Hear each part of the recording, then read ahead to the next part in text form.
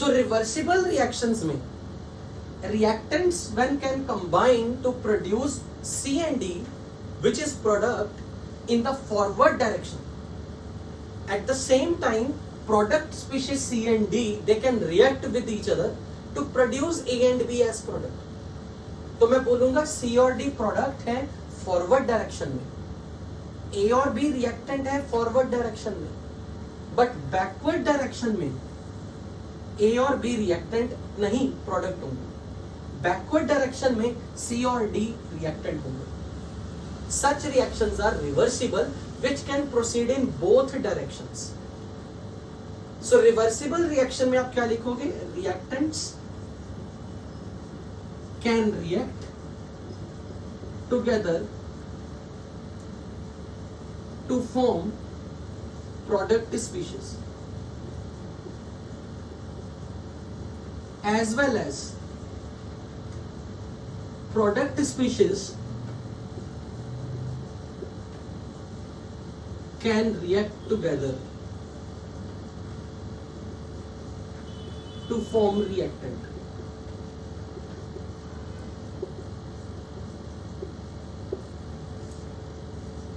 Such reactions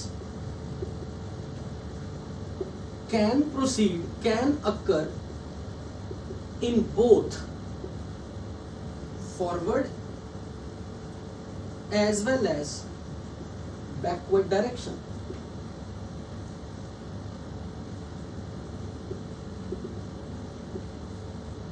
ये forward में भी जाएंगी, बैकवर्ड में भी जाएंगी. Reversible reaction. अगर रिवर्सिबल इररिवर्सिबल की बात करें, सिर्फ इसमें रिएक्शन एक ही डायरेक्शन में प्रोसीड करेगी. रिएक्टेंट से प्रोडक्ट बन सकता है.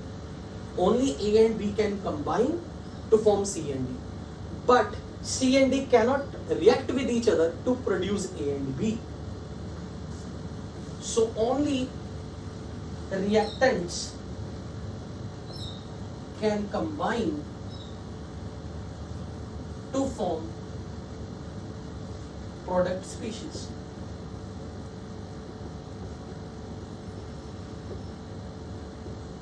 Or reaction can occur only in one direction.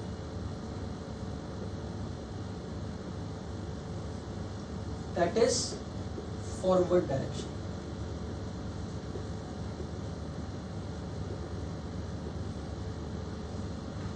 जब भी कभी रिएक्टेंट से प्रोडक्ट बनेगा लेकिन C और D मिलकर रिएक्टेंट नहीं बना सकते, then you use this kind of the arrow. This is called double-headed arrow. But अगर प्रोडक्ट से रिएक्टेंट बन सकता हूं या रिएक्टेंट से प्रोडक्ट बन सकता हूं तो एरो का साइन हमेशा पैसे दिखाऊंगा. ये एरो का साइन ऐसा नहीं है. This is wrong. Sign of arrow is like this. Sign of reversible reaction.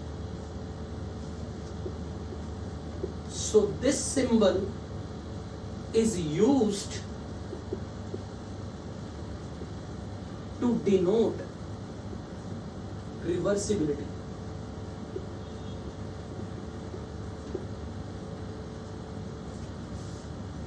And this symbol is used to denote irreversible reaction.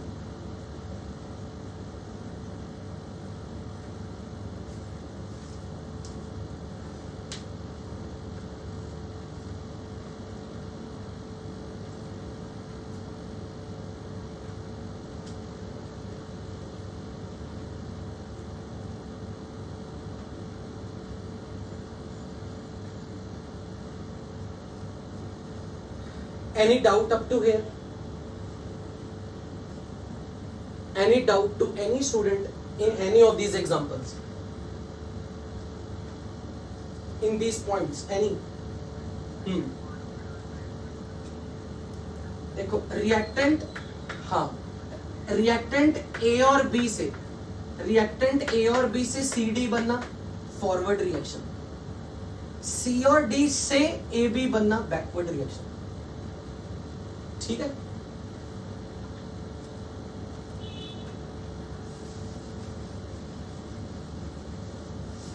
जिसने कहा था कि स्लो पढ़ाओ, भाई रेस कर दूं, लिख लिया? Can I erase? Have you noted?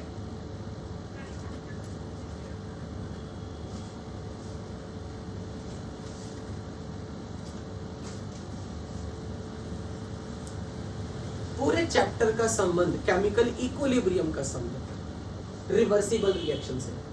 Irreversible reaction में कहीं इक्विलिब्रियम अटेन नहीं होता। इक्विलिब्रियम क्या होता है वो अभी हम समझेंगे, बट इक्विलिब्रियम अगर कोई पूछे ना किस रिएक्शन के लिए टर्म यूज की जाती है, इक्विलिब्रियम टर्म इज डिफाइंड और equilibrium term is applicable only for reversible reaction. There is no use of equilibrium for irreversible reaction. So equilibrium is attained only in reversible reactions.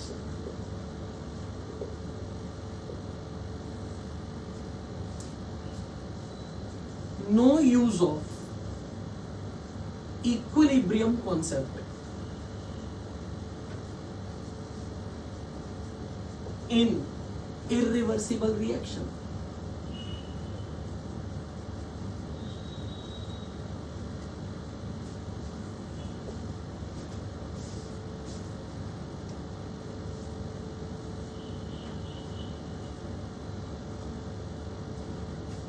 Can I erase the first point? सबने first point note कर लिया हुआ है?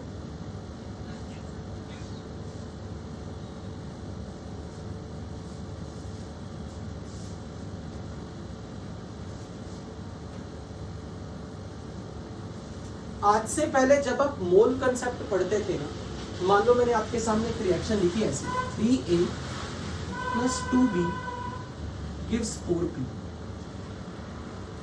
मान लो आपको question में ऐसा आ गया, मोल कंसेप्ट के न्यूमेरिकल की अगर याद दिला दूं, 0 टाइम पर अगर मेरे पास इसके 6 मोल है और इसके मान लेते हैं 4 मोल, तो अगर आपसे ये पूछे कि P के मैक्सिमम कितने मोल बन सकते हैं, तो आप क्या करते थे मोल कंसेप्ट में?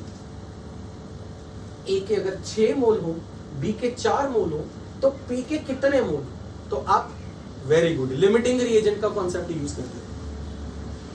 लिमिटिंग रिएजेंट कैसे ढूंढते थे? Given mole divide by coefficient, given mole divide by coefficient, और जिसके लिए मोल्स और कोफिशिएंट का रेशो छोटा है।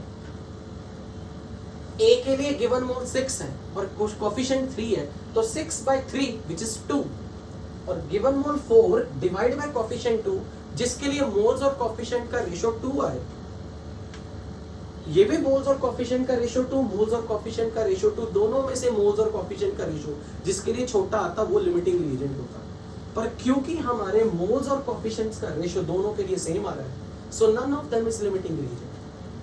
फिर आप ये कहते हो कि 6 × 4 24 divided by 3, this will give you कि P के 8 मोल मैक्सिमम बनेंगे। यही करते आए हो, मैं उनसे पूछ रहा हूँ J8001 से 8 मोल्स ऐसे निकालते आए हो ना कि 6 × 4 डिवाइड बाय 3, राइट? पर यहां पर ये चीज जो समझनी है ना, जब आपने बोला कि 8 मोल इसके बन के आएंगे, ओके,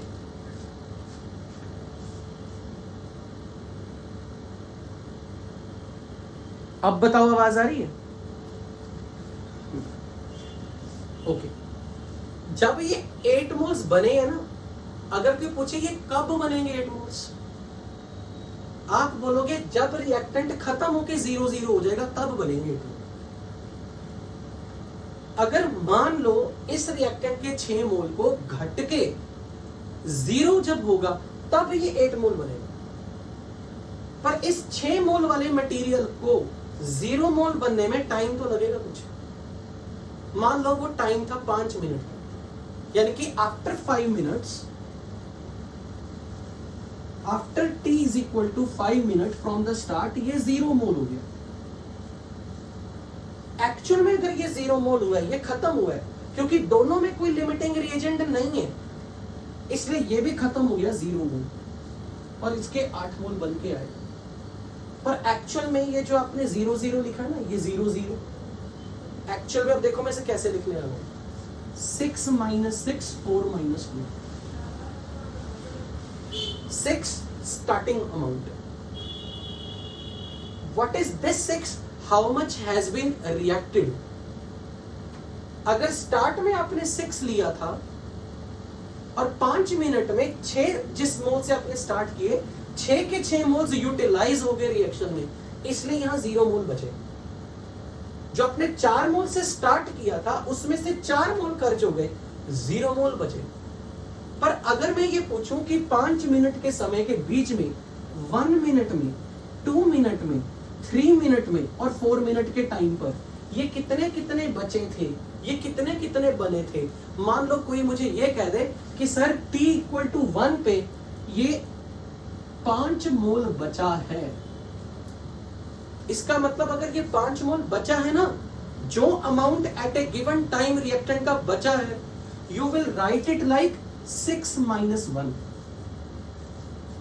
हमेशा अब हैबिट ये डालनी है, रिएक्टेंट के starting mole minus something mole, but this something should be subtracted from 6 to give you that much quantity which has been present as unreacted at a given time.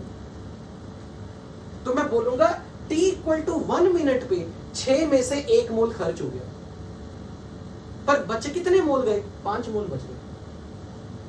उस समय पर B के कितने मोल खर्चे गए, जब A का 1 मोल खर्चा गया तो उस समय B के कितने मोल खर्चे गए, आप कैसे निकालोगे, 1 multiply by coefficient 2 divide by coefficient 3। 1 जो खर्चा गया मल्टीप्लाई बाय कोफिशिएंट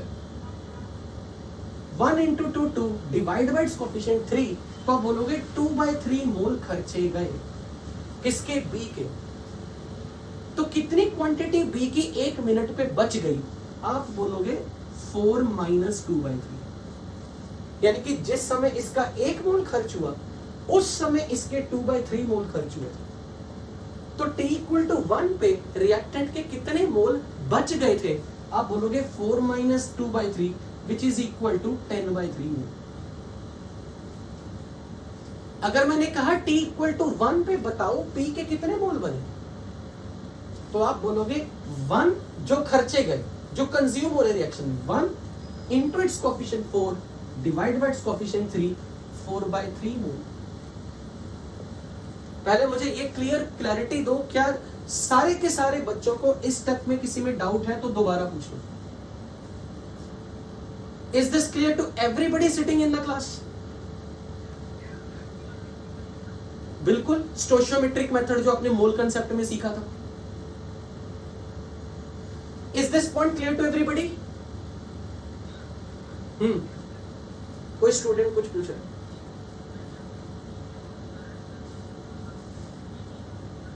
कर सकते हो, कर लो। ये देखो 2/3 into its coefficient 4 divided by its coefficient 2, 4/3 same. और ये जो आप P के मोल्स की कैलकुलेशन कर रहे हो ना, ये A और B के उस मोल से कैलकुलेट करने हैं जो रिएक्शन में हिस्सा ले रहे हैं, जितने रिएक्शन में कंज्यूम हो रहे हैं। यानी कि कभी भी अगर आपको अब न्यूमेरिकल में ये बताया होगा ना t = 1 पे A के इतने मोल हैं, तो आपने उस वक्त ये देखना है स्टार्टिंग में कितने थे और जो बच गए हैं उससे पता लगाओ कितने खर्चे गए। जितने खर्चे गए मोल उसके हिसाब से इनके मोल निकाल लो, उसके हिसाब से इसके मोल निकाल लो। मान लो अब अगर मैं आपको ये बोलूं कि t = 2 मिनट पे, मैंने आपको ये बोल दिया कि t = 2 मिनट पे ये 3 मोल बचे हैं, 3 मोल A के बचे हैं।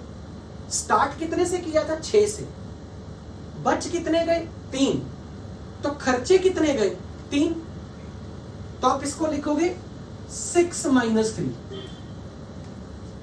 अब इस 3 के हिसाब से चेक करो बी के कितने मोल खर्चे जाएंगे। 3 multiply bye it's coefficient 2 6 divided by it's coefficient 3 3 into 2 6 divide by 3 2 2 मोल खर्चे गए आउट ऑफ 4। तो आप बोलोगे 4 में से 2 मोल खर्चे गए तो बी के 2 मोल बच गए। अब चेक करो कि पी के कितने मोल बन के आएंगे। 3 अगर खर्चे जाते हैं तो 3 into 4 12 12 by 3 4 मोल। पर ध्यान से ये चीज समझो, P के मोल्स T इक्वल टू 1 पे 4/3 थे और T इक्वल टू 2 पे 4 है, तो क्या P के मोल्स बढ़ रहे हैं या घट रहे हैं? 4/3 से 4 बढ़ रहे हैं, यानी कि reaction is moving in forward direction. क्योंकि रिएक्शन फॉरवर्ड डायरेक्शन में हो रही है, इसका मतलब क्या है कि रिएक्टेंट की मात्रा टाइम जैसे जैसे बढ़ रहा है रिएक्टेंट की मात्रा घट रही है। रिएक्टेंट 6 से 5 बचा, 5 से 3 बचा, रिएक्टेंट 4 से 10/3 बचा 3.33, अब वो 2 बचा, लेकिन प्रोडक्ट की मात्रा टाइम के साथ साथ बढ़ रही है। मान लो अगर मैंने आपको ये बोला कि t इक्वल टू 3 मिनट पे, t इक्वल टू 3 मिनट पे यहां पर सपोज कोई कह दे 1 मोल बचा है, 1 मोल बचा है A का, इसका मतलब खर्च कितने होंगे स्टार्टिंग में? अगर 6 थे, 6 में से 5 मोल खर्च हो गए, तो ये बन गया मेरे लिए 6 - 5। अब मुझे बताओ 5 के हिसाब से B के कितने खर्चे गए और P के कितने बन के आए? तो अब बोलूंगा 5 into 2 10/3 10/3 खर्चे गए, कितने में से? Out of 4। So 4 - 10/3 will be how much? 2/3। Check करके देखो B के मोल्स 4 से घट के 10/3 3.33 हो गए, घट के 2 हो गए, घट के 0.66 हो गए। तो जैसे जैसे टाइम आगे बढ़ रहा है रिएक्टेंट के मोल टाइम के साथ साथ घटते जा रहे हैं, लेकिन प्रोडक्ट के मोल अगर मैं चेक करूं तो कितने बन के आए होंगे? 5 मोल से चेक करो कि P के कितने मोल बनेंगे। 5 into 4 20 20/3। क्या ये कैलकुलेशन करनी सबको आ रही है? सारे के सारे स्टूडेंट्स को? किसी को भी डाउट हो? अब अगर मैंने आपको बोला ना कि 5 मिनट पे जाके ये 0 हो गया, तो आपने कैलकुलेशन ऐसे करनी 6 - 6 is 0। और यदि आपको किसी भी रिएक्शन में किसी भी समय पर रिएक्टेंट की मात्रा 0 मिल गई, तो आप डिक्लेयर कर दोगे कि reaction is irreversible. Irreversible reaction में आप एक डेफिनेट इंटरवल ऑफ टाइम के बाद जरूर देखोगे रिएक्टेंट खत्म हो चुका है। वो समय आपको जरूर मिलेगा, हो सकता है ये 5 मिनट हो, 10 मिनट हो, 15 मिनट हो, 2 मिनट हो, 4 मिनट हो, पर आप एक ऐसे टाइम को अचीव करोगे जिस टाइम पर रिएक्टेंट खत्म हो जाए, प्रोडक्ट मिले। Is this point clear to everybody sitting in the class? की इर्रिवर्सिबल रिएक्शन में कैसे टाइम के साथ साथ रिएक्टेंट के मोल्स की कैलकुलेशन करनी है? क्योंकि अगर आपको यह समझ में आ गया तो केमिकल इक्विलिब्रियम का टफेस्ट न्यूमेरिकल आप कर पाओगे। फॉर एग्जाम्पल, मैं इसकी एक और एग्जाम्पल आपको दे रहा हूं। मैं भले रिवर्सिबल में लिख रहा हूं पर आप इर्रिवर्सिबल में ही लिखोगे एग्जाम्पल के तौर पे। सॉरी, क्या बोला? क्या ये नहीं क्लियर हुआ? ओके, मोल कंसेप्ट पढ़े? Then I can not do anything. 1 minute. 3p + 4q gives 2r। ये मैं सबके लिए एक न्यूमेरिकल दे रहा हूं, सब लोग एग्जाम्पल के तौर पे ट्राई करेंगे। आप इसे चाहे रफ में लिखो चाहे इर्रिवर्सिबल के कॉलम में लिखो। मान लो मैंने आपको बोला 0 टाइम पर मेरे पास इसके 6 मोल है, लेकिन मेरे पास इसके 3 मोल।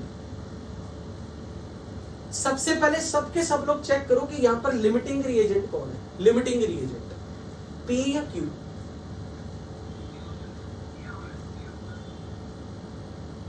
सो आई होप सबको ये क्लियर है कि Q लिमिटिंग रिएजेंट है। Given mole 6, divide by coefficient, तो P के लिए given moles bye coefficient 6/3 is 3, और Q के लिए गिवन मोल 3 है और कोफिशिएंट 4 है, तो given moles bye coefficient which is 3/4, ये नंबर छोटा है, ये नंबर बड़ा है, तो Q लिमिटिंग रिएजेंट है। किधर के लिए कह रहे हो, इधर 2 है, हाँ बिल्कुल। So this number is smaller, so Q is limiting reagent. अब जो भी कैलकुलेशन इनके मोल्स की होगी वो Q डिसाइड करेगा। मान लो अगर मैंने आपको ऐसा बोल दिया कि T इक्वल टू 2 मिनट्स पे इसके 1.5 मोल बचे हैं, तो इसका मतलब कि आप ये बताओ 2 मिनट तक Q के अगर 1.5 मोल बीकर में बचे, कंटेनर में बचे, तो B के कितने मोल रिएक्ट हो चुके हैं? 1.5। तो आप इसे कैसे लिखोगे? 3 मोल्स जो कि स्टार्टिंग में थे माइनस 1.5 मोल जो रिएक्ट हुए, 1.5 जो बच गए। अब इसके हिसाब से देखो किसके कितने मोल खर्च होंगे।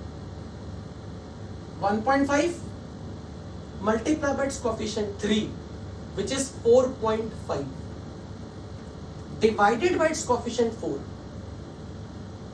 तो बताओ P के कितने मोल खर्चे गए? 4.5 by 4 mole, 9/8। So 1.5 multiply by 3 divide by 4, so 4.5 by 4 कितने मोल खर्चे गए? 9/8। Yes, some girl students spoke।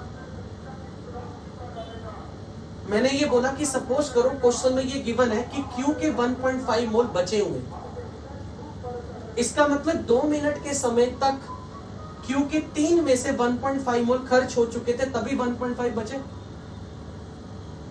Is that clear? अब 1.5 मोल जो खर्चे गए ना, इसके हिसाब से चेक करो P के कितने मोल कंज्यूम होंगे 2 मिनट तक। आप बोलोगे 1.5 multiply by 3 which is 4.5 divided by 4, so 4.5 by 4 mole will be consumed किसके? P के। आउट ऑफ कितने मोल में से? 6 मोल में से। तो 6 minus this is the quantity of A which will be present at the time when B के 1.5 मोल खर्चेगा। क्या ये पॉइंट सबको क्लियर हुआ? क्या इसमें किसी को कोई डाउट है कि A के कितने मोल बचे हैं? 6 minus 4.5 by 4 moles are present unreacted at time 2 minutes। तो अब बताओ R के उस वक्त कितने मोल बन के आए होंगे? 1.5 मोल खर्च हुए थे, तो 1.5 के हिसाब से चेक करो R के कितने मोल खर्च होंगे। 1.5 into its coefficient 2 divide by its coefficient 4, 0.75 मोल। तो एट एनी टाइम अगर आपको ये पता हो कि किसी के कितने मोल खर्चे गए, सामने वाले के कितने मोल खर्चे गए, कितने बच गए, तो आपसे अगर मैं ये पूछूं ना कि 2 मिनट पे दोनों रिएक्टेंट प्रेजेंट है, आप बोलोगे यस। अभी आपके लिए ये रिएक्शन इरिवर्सिबल अभी डिक्लेयर नहीं हुई। अगर मैंने ये बोल दिया कि T इक्वल टू 5 मिनट पे ये 0 हो गया, तो अब मुझे ये बताओ उस समय ये कितना बचेगा, ये कितना बनेगा। अब आप 0 को कैसे लिखोगे? 3 में से 0 मोल बच गए, आप लिखोगे 3 minus 3, 3 minus 3। और अगर इसके 3 मोल खर्चे गए तो चेक करो P के कितने मोल खर्चे गए उस वक्त। 3 जो खर्चे गए उससे 3 into 3 9 divide by 4, 9/4 mole will be reacted। Out of कितने mole? Out of 6 mole 9/4 has been reacted। कितने बच गए? 6 minus 9/4, चेक करके देखो कितना आता है। 24 minus 9, 15/4 मोल्स। उस वक्त R के कितने मोल बन के आए? 3 मोल खर्चे गए, इससे इसका चेक करना है, इससे कैलकुलेशन करनी है। 3 into 2 6 divide by 3, 2 moles are formed। 3 into 2 6 by 4 1.5। 3 into 2 6 divide by 4 1.5 मोल। इसका मतलब ये R की मैक्सिमम क्वांटिटी है जो बन सकती थी। अब जिस समय पर 5 मिनट्स पे एक भी रिएक्टेंट जीरो हो गया, दिस इज द प्रूफ कि reaction is irreversible. Irreversible reaction में ये कैलकुलेशन कैसे करनी है, क्या ये हर एक को क्लियर है? क्योंकि अगर ये क्लियर है तो ही आप केमिकल इक्विलिब्रियम के न्यूमेरिकल में हाथ डाल सकते हो। राइट सबको? इरिवर्सिबल रिएक्शन की डेफिनेशन है, after some interval of time one of the reactant will be zero. After some interval you will see at some moment of the time one of the reactant will be zero or both of the reactant will be zero. Is that clear? You got your answer? Irreversible reaction की ये definition है। A reaction is said to be irreversible. A reaction is said to be irreversible when one of the reactant or all of the reactant becomes zero. The quantity of reactant will be zero at after some interval of time. और वो interval of time यहां पर suppose 5 minute का था। अब अगर ये reaction होता रिवर्सिबल, अब देखना,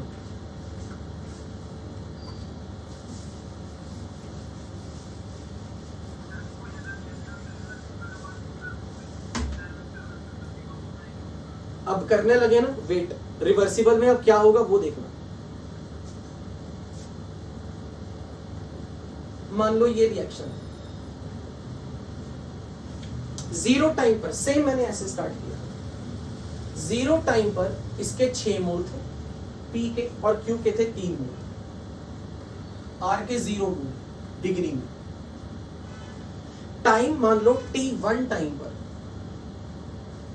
कैलकुलेशन आप करके दिखाओगे। मान लो मैंने इसके बोले इसके 4 मोल बच गए, तो मुझे बताओ इसके कितने खर्चे गए, इसके कितने खर्चे गए, इसके कितने बने, कैलकुलेटेड। अपनी अपनी कॉपी में लिखना, मैं आंसर दूंगा, बस चुपचाप सॉल्व करना। अपनी कॉपी में सॉल्व करके देखो, अगर ये 4 मोल बचे हुए मोल्स हैं, उस वक्त क्यू के कितने खर्चे गए, पी के कितने खर्च हो चुके हैं T1 टाइम तक, और आर के कितने मोल बन के आ चुके हैं। अपनी अपनी कॉपी में शांति से कैलकुलेशन करो, मैं आंसर दूंगा, उसमें डाउट आएगा तो प्लीज मेरे से पूछना।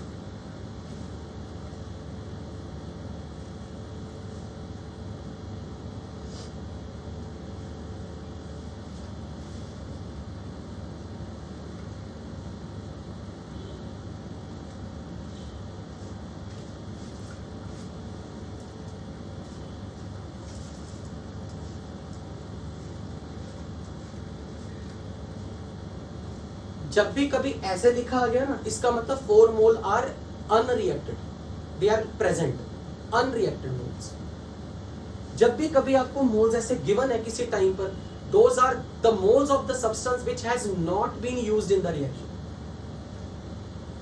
सो this is unreacted quantity of P.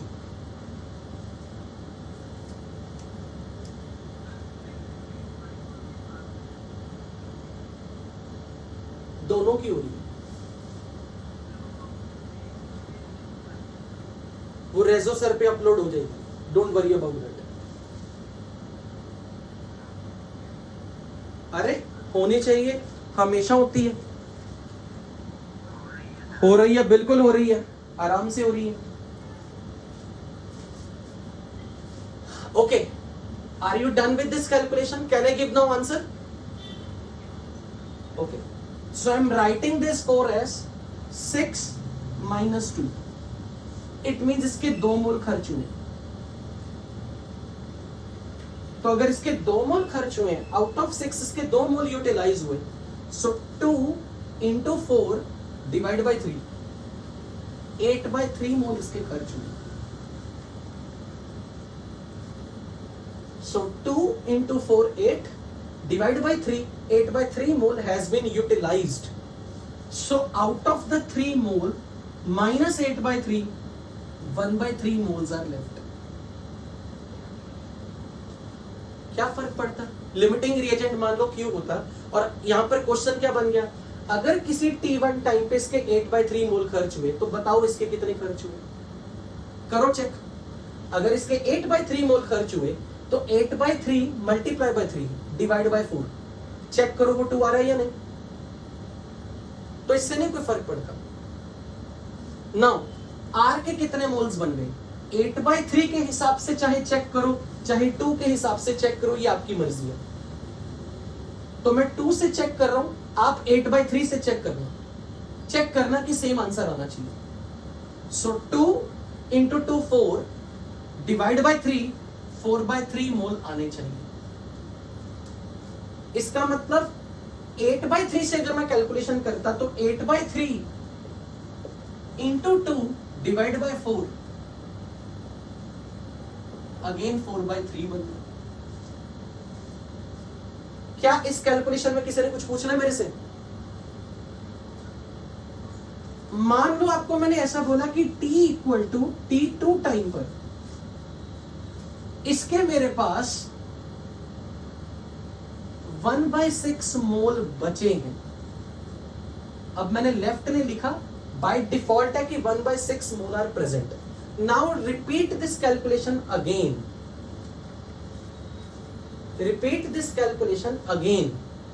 कितने इसके मोल खर्चे गए, कितने इसके मोल खर्चे गए, कितने इसके मोल बने।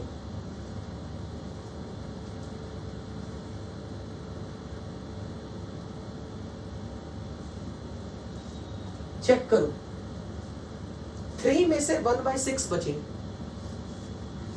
तो मैं लिखूंगा 3 minus what should be 1/6, which numbers I should subtract from the 3 to get 1/6? 17/6, 17/6। तो अब चेक करो 17/6 मोल्स खर्चे गए Q के। तो अब बताओ P के कितने मोल T2 टाइम तक कंज्यूम हो जाएंगे।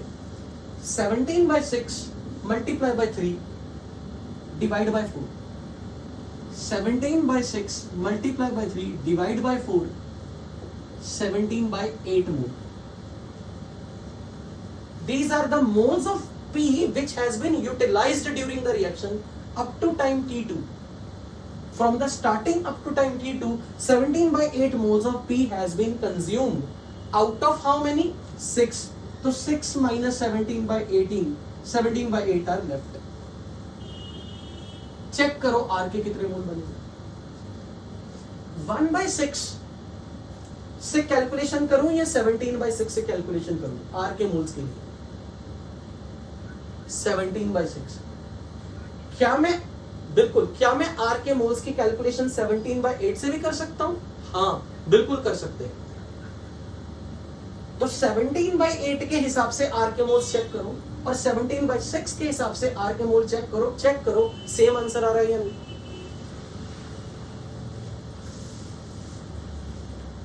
कितना आएगा?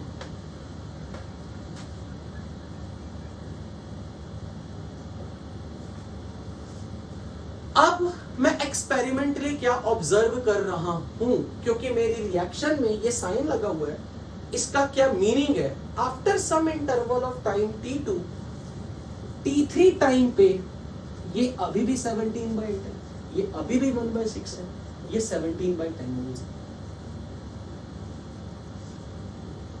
मुझे ये बताओ, जैसे जैसे टाइम आगे बढ़ता है रिएक्टेंट के मोल घट रहे थे, 6 में से 4 से 6 माइनस 17/8, ये नंबर आपके पास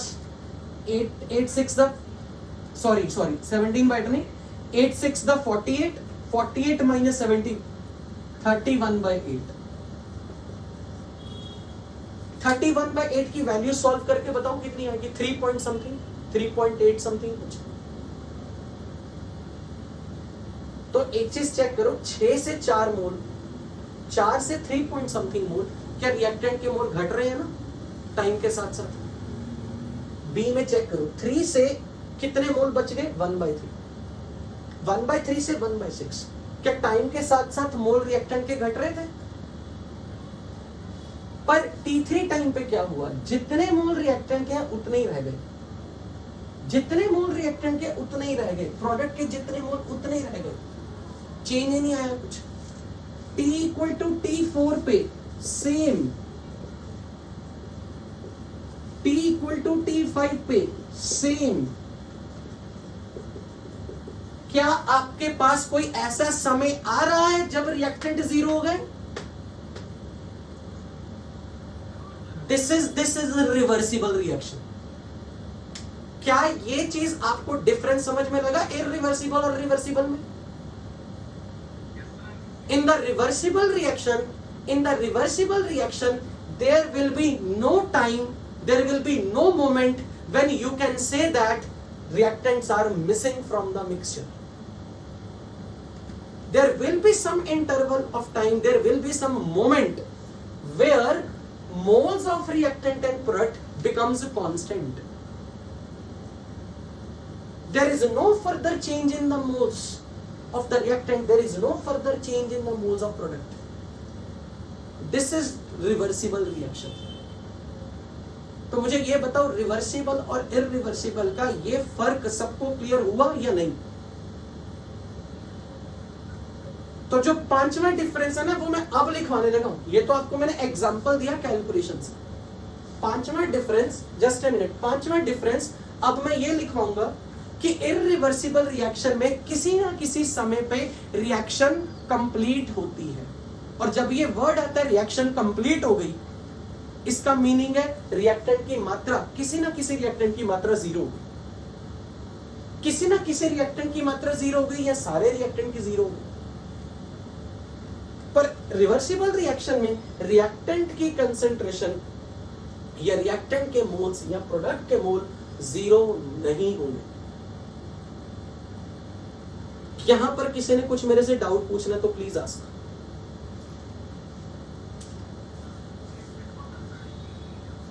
रिएक्टेंट वापस बढ़ेंगे नहीं, बस कांस्टेंट हो गए।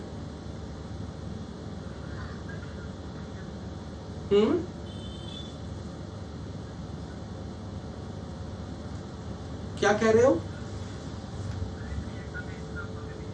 मैं दूंगा ना एग्जांपल, पहले तो ये बताओ, ये मैथमेटिक्स पता लगी?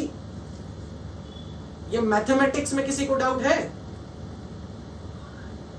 तो अब फिफ्थ पॉइंट अब हम लिखेंगे।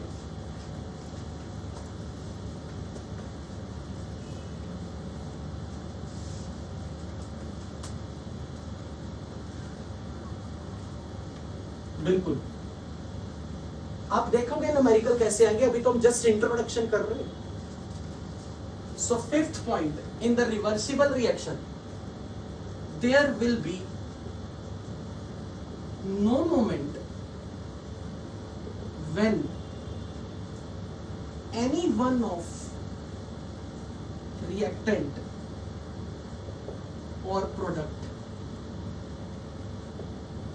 will get its concentration or the moles zero.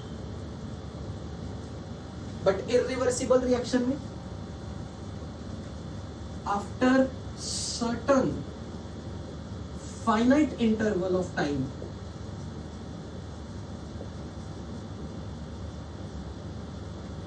reaction completes.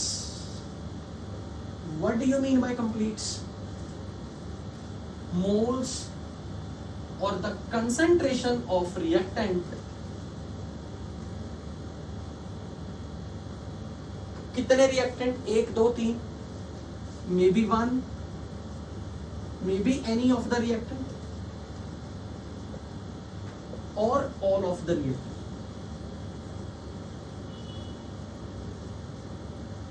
will be zero.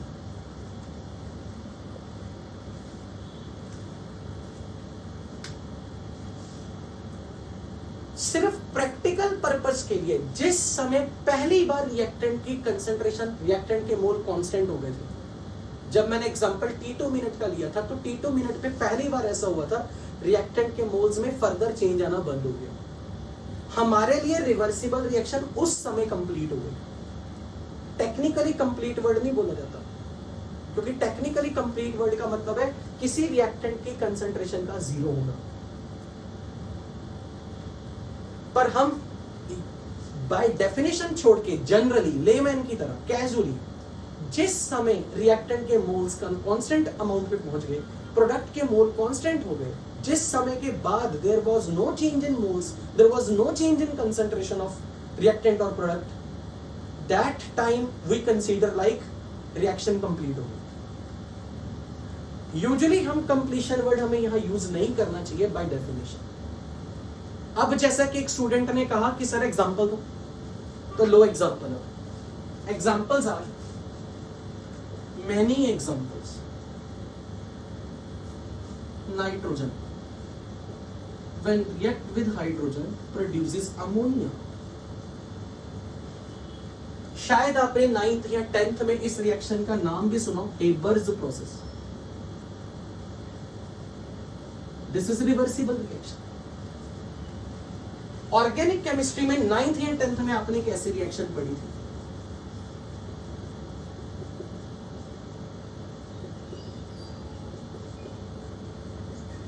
Very good, शाबाश। Esterification reaction.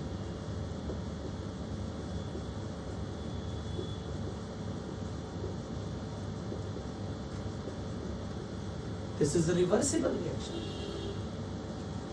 इरिवर्सिबल रिएक्शन में कौन कौन सी आएंगी? Any acid when react with base produces salt and water.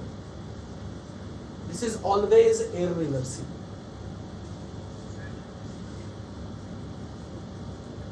When AgNO3 reacts with KCl, you get precipitates of AgCl. So जिस भी reaction में कभी भी प्रोडक्ट में प्रेसिपिटेट बनेगा, दे आर इरिवर्सिबल। जहां कहीं एसिड बेस की न्यूट्रलाइजेशन होगी, इरिवर्सिबल। रिवर्सिबल रिएक्शन में हाइड्रोजन का रिएक्शन आयोडीन के साथ, रिवर्सिबल। कैल्शियम कार्बोनेट का decomposition, reversible. There are many many examples of reversible reaction. पूछो।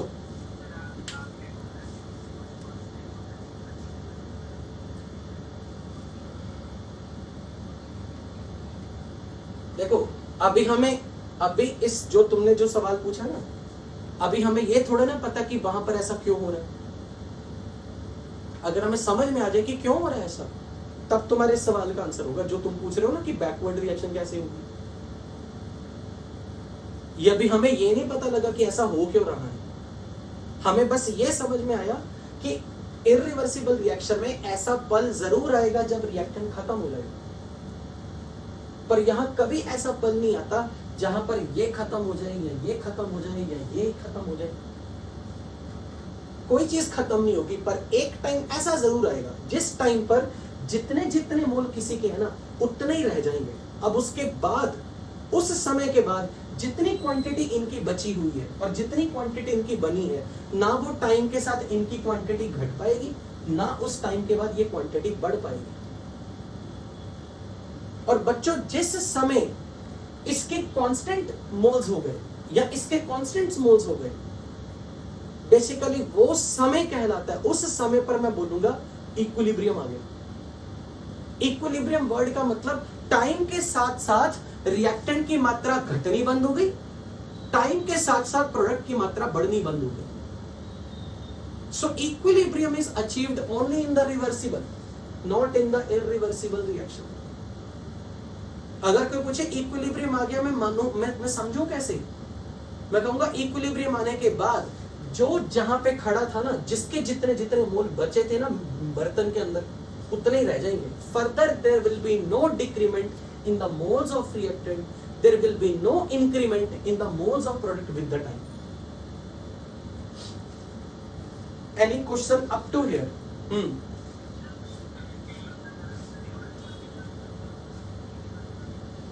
बिल्कुल।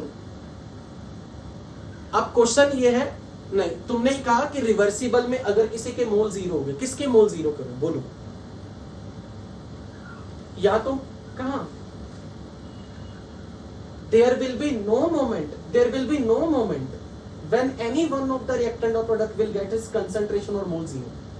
ऐसा कोई मोमेंट नहीं आएगा रिवर्सिबल में, ये इरिवर्सिबल है, ठीक है ना?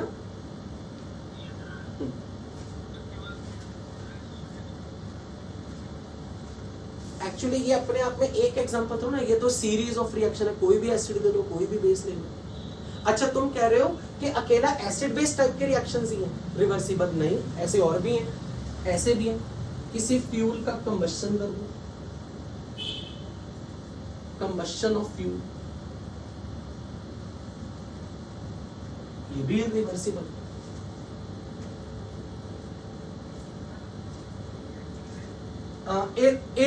एक मिनट, इरिवर्सिबल सॉरी, हाँ क्या कह रहे हो?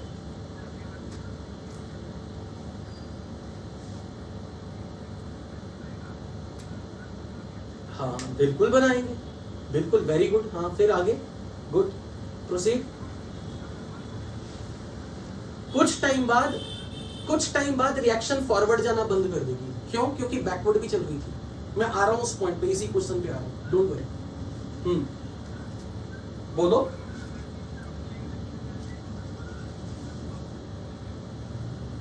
वेरी गुड, शाबाश, वेरी गुड। यानी कि अब तुम्हें ये तो समझ में आ गई ना कि रिवर्सिबल रिएक्शन में बैकवर्ड रिएक्शन का क्या रोल है। Very good, exactly, very good. Okay, can I erase? Have you all noted?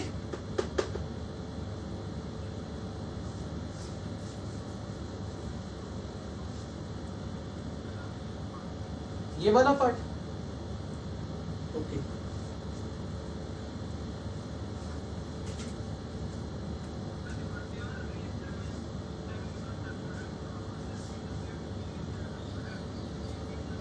कुछ नहीं होगा, जब इक्विलिब्रियम आ गया ना, खत्म। इक्विलिब्रियम आने के बाद कोई चेंज नहीं आएगा।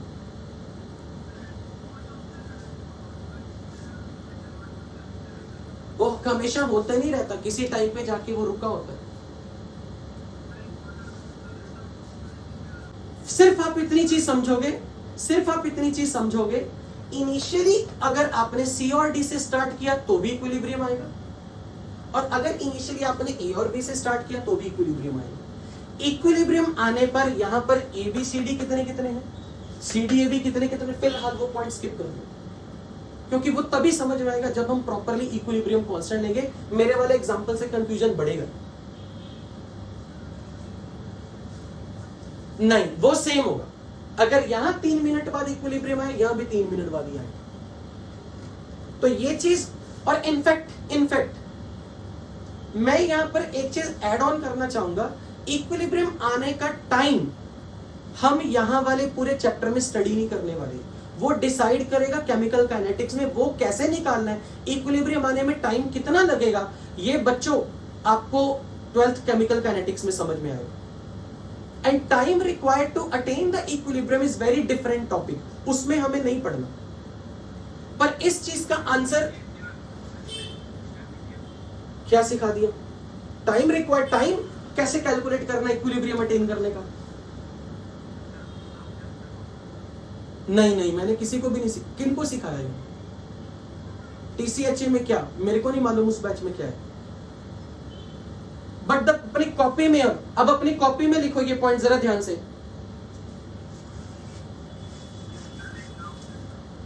अब अपनी पहले कॉपी में लिखो पॉइंट जो लिखवाना है मेरे को, नोट करो अपनी कॉपी में।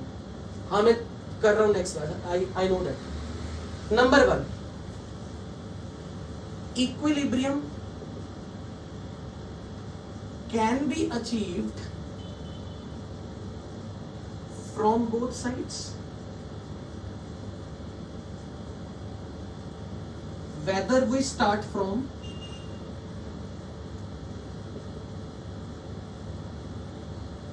reactant or product. Second, यहां इक्विलिब्रियम पर कितना अमाउंट बचेगा, यहां कितना बचेगा, अभी उस पर कोई डिबेट नहीं, क्योंकि उसकी डिबेट हम 2 दिन के बाद उस पॉइंट पे अब पहुंचेंगे. Time required to attain equilibrium.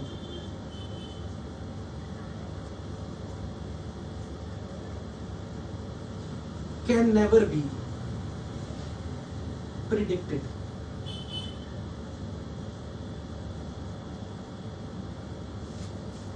Using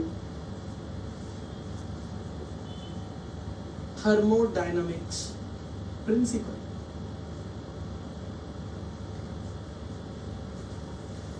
It is studied based on experiments in chemical kinetics. इसलिए जैसे अभी उस आर्यन ने मेरे से पूछा कि सर यहां पर इक्विलिब्रियम आने का टाइम 3 मिनट ही लगेगा जितना यहां, नहीं, मैंने भले ही आपको 3 मिनट बोल दिया, मुझे नहीं बोलना चाहिए, क्योंकि वो काइनेटिक्स में आप सीखोगे, अभी वाले इस चैप्टर में कहीं नहीं सीखने वाले. वो टाइम डिफरेंट होगा पता नहीं, वो टाइम सेम होगा पता नहीं. That is entirely new topic, उसके बारे में कहीं कोई डिस्कशन इस चैप्टर में नहीं होने वाली. अब पूछो कोई doubt before I finally close the today's meeting. Simultaneous देखो, बिगिनिंग में तो प्रोडक्ट है नहीं ना, तो बिगिनिंग में तो सिर्फ फॉरवर्ड रिएक्शन होगी. जैसे t इक्वल टू 0 से t1 टाइम पे प्रोडक्ट की मात्रा कुछ बन गई, तब से फॉरवर्ड और बैकवर्ड दोनों होनी शुरू हो जाएगी. तो ये पॉइंट भी अब हम लिख लेते हैं. With initially forward reaction occurs at high speed and backward reaction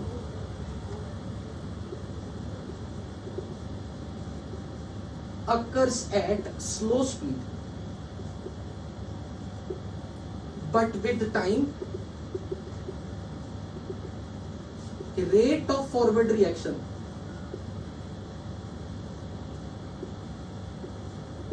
decreases and rate of backward reaction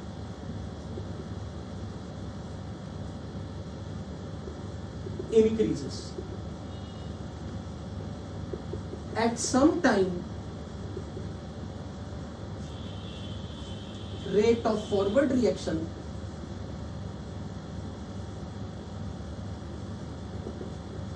becomes equal to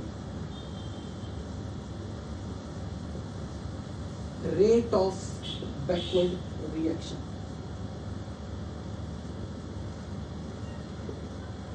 At that time equilibrium is established. तब तक आप नोट करो. इन द मीन टाइम किसी ने कुछ मेरे से पूछना है तो please feel free to ask.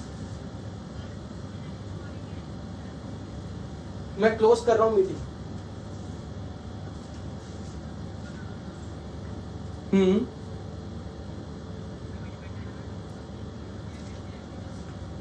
हाँ, रिएक्टेंट के एक डेफिनेट मिनिमम अमाउंट से तो ज्यादा ही होना चाहिए यार.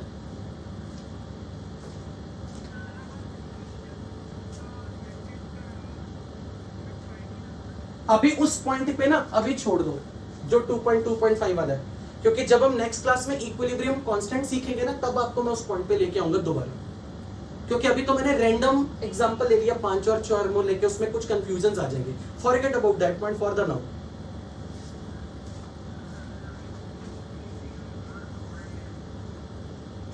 Okay, I am going to finally close the meeting. Time हो चुका है.